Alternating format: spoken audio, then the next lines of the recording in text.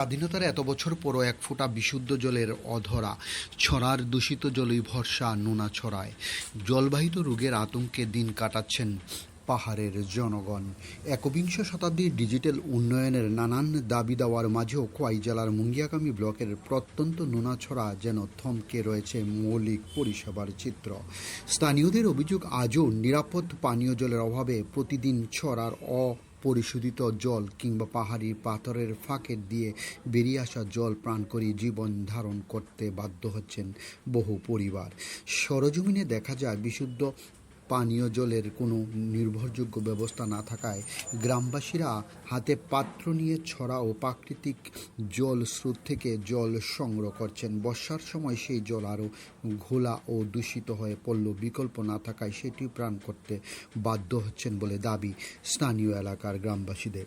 স্থানীয়দের অভিযোগ, দীর্ঘদিন ধরে এই অপরিশোধিত জল ব্যবহারে জেরে ডায়রিয়া সহ বিভিন্ন জলবাহিত রোগের প্রকোপ বেড়েছে এই এলাকাতে।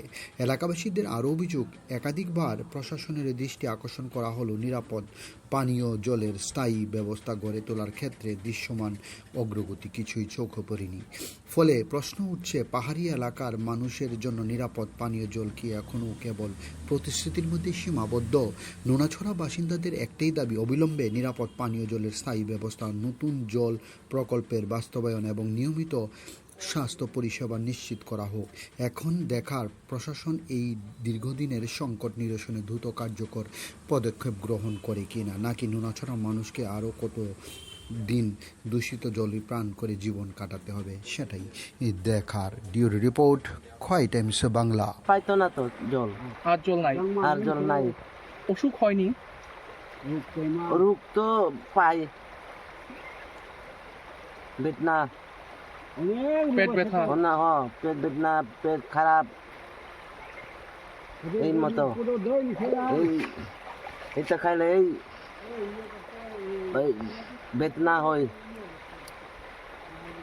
কি নাম আপনার? আমি হ্যাঁ? নন্দদান মৌসুম।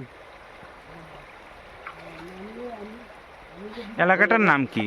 হ্যাঁ, এলাকাটার নাম কি? এলাকার নাম পরজবাদুর পাড়া, বাড়ি নোনাছড়া। এই এলাকায় কত পরিবারের বসবাস? সবাই ৬৭ ঘর, ৬০-৭০ পরিবার আছে না? পরিবার। সবাই কি এই ছড়ার জল খাওয়া দাওয়া করে? সব খাই এই এই জলটা। এখন তো অনেক রোগ আইছে। কি কি সমস্যা হয় এই জলটা খাইলে? সমস্যা তো এই লাগে রোগ পাই, পেট বেদনা, এখন বমি করছে, পায়খানা যায়,